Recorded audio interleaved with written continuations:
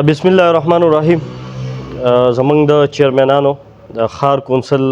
میټینګ وشو، اجلاس وشو او په هغې کې د ملاکنډ ډیویژن چې کومه په دې سوشل میډیا په ذریعه باندې او کومه نوټیفیکیشن کیږي د ټیکس حوالې سره،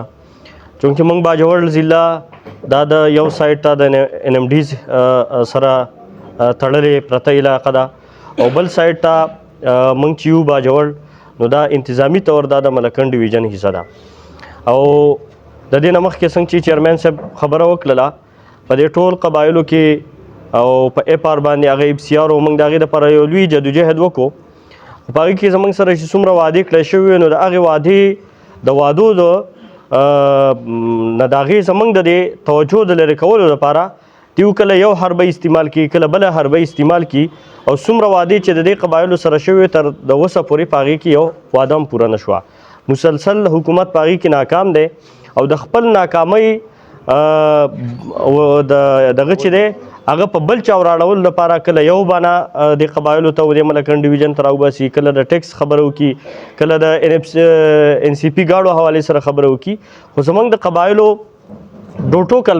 خبره دا ده چې موږ د هغه وخته پورې هېڅ قسمه ټیکس ته تیار نه یو. موږ به باقاعده د هغې مزاحمت هم کوو، د هغې به مخالفت هم کوو تر څو پورې چې زموږ سره څومره وعدې کړی شوي دي او موږ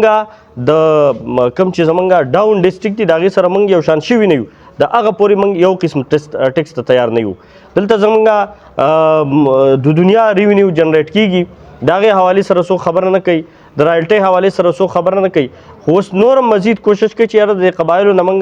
نور هم ځان ته څه شی دا والو په دې نور پاکستان کې هغه تقسیم کړو. خو موږ بالکل دغې ته تیار نه یو. زموږ چې څومره چیرمنان دي، سیاسي خلک دی، هغه به ټول انشاءالله د دې مزاحمت کوو. زما چې څومره قبایلي نمایندګان دي، که هغه MPs دي او که MNAs دي، هغې ته هم زموږ دغه درخواست او دغه مطالبت یې کوو چې تاسو په دغې فورم باندې د دې خلاف مسلسل आवाज پورته کوي او زموږ سره چې څومره وعدې کړی شوي د هغې دپاره هم تاسو आवाज پورته کوي. هغه